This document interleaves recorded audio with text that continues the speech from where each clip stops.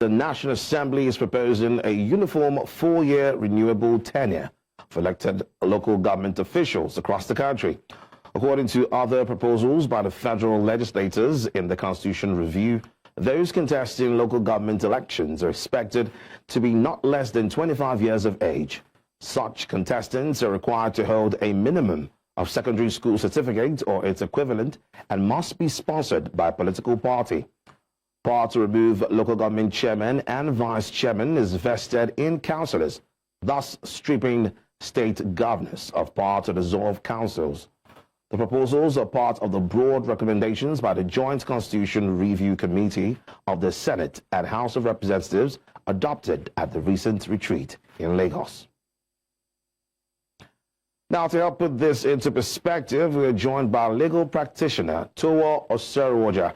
Thank you, Towo, for joining us. I'm just going to go straight into asking you first off, with what you're seeing happening right now as regards local government chairman's tenure and the age limit, what's your take on this new development? Okay, you're welcome, and thank you for the privilege. Yeah. Well, the development is a welcome one, and we must get some things right in the right perspective, that the Constitution never gives the governor the power to remove a local government chairman. And secondly, the Constitution did not recognize someone who is not elected to administer or govern a local government administration. That can be found in Section 7 of the Constitution, which expressly stated that the management of a local government must be someone that is democratically elected by members of those local governments. So if the National House of Assembly has deemed it fit as part of the constitutional review, what is silent? Sorry, let me put it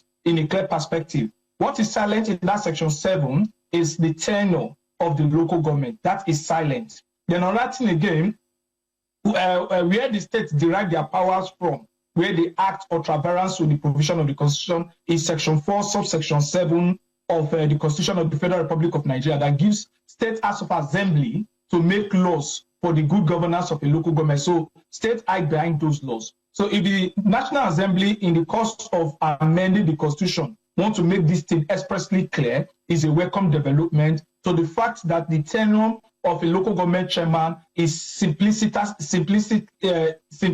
stated in the Constitution. Then two, the power to remove explicitly is stated in the Constitution. That will really kill this continuous quagmire, continuous crisis, and total disregard to the express judgment of Supreme Court.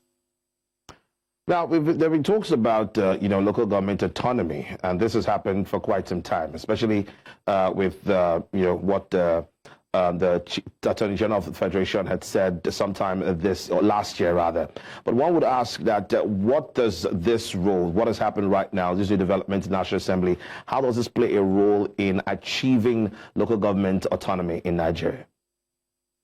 Well, let me make one thing clear. That is something we fail to understand, is that the laws are clear. The Constitution is clear about the local government autonomy. What the state governors, or what with due respect to the office of the Attorney General of the Federation, what they fail to understand is the political will or the human attitude to the provision of the Constitution. So outside that, the Supreme Court, which is the apex court of the land, has made a statement as to the local government autonomy. So I'm also surprised that the president and also we have the Attorney General of the Federation, who is having meetings with the governors, who is begging the governors to comply with the provision of the Supreme Court, the decision of the Supreme Court. So that now brings the fear again.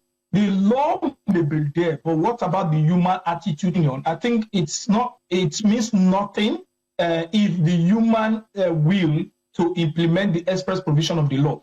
I told you categorically that if you look at where the state governments are hiding under, is that Section 4.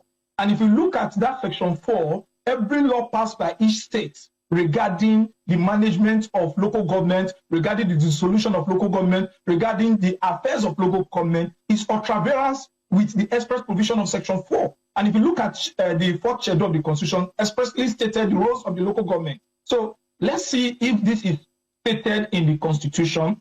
Then the other thing again, let's see the judicial interpretation to it. But with the body language of members of the House of Reps, you know, this kind of amendment is a rigorous one and is a big one for that, which we invoke Section 9 of the Constitution of the Federal Republic of Nigeria as to the process. And I can tell you, as a matter of fact, if you look at the statement of the members of House of Reps and the Senate saying they want to consult their constituency, I must tell you, let me don't be of bad view, but the consultation of their constituency is the governor of their state. They want to. Aside that, I don't think. Let's just see. The campaign will start soon, and I believe this is one of. Let's not look at it as constitutional whitewash. But then again, I'm just here thinking, reality check. Do we see the governors actually allowing this to come to fruition? I'm talking about local government autonomy in Nigeria. Would they really be willing to lose their powers to the local government right now, at this point? You see, yeah, at this point, let's look at it realistically. That is why some of us were a bit comfortable technically with the judgment of the Supreme Court when it comes to the issue of Rivers State, when it pronounced on the state of emergency. So the governors have seen what it means for power to be taken over, for a state to be controlled, a state they ought to control is taken over by an individual. So that is what has been playing on in the down segment of the third tier of government, which is the local government. So let's see if the governors want to concede to it. But from the body language of the Senate, from some of the senators, and for the body language of the House of Reps, and also you remember that even if the Senate and the House of Reps consent to it, we also require the two-third assent of confirmation of the State House of Assembly. So, and we are also aware, and it's within the public knowledge, that the House of Assembly of a state is more robust than even the National House of Assembly we criticize today. So the orders are much, but let's see if the people are politically enlightened, particularly when they will not be paying tax and they know that the tax is used in running the government, if they will be more politically enlightened as they are religiously inclined to see that they push this through, and also start sending body language to the state, to the governors, that their return ticket is in their tongue if this does not pass through. And I will surprise you to say that you still see some local government chairman who will kick against this move. It's as bad as that. Well, thank you so much, Mr. Toh, for having this conversation with us.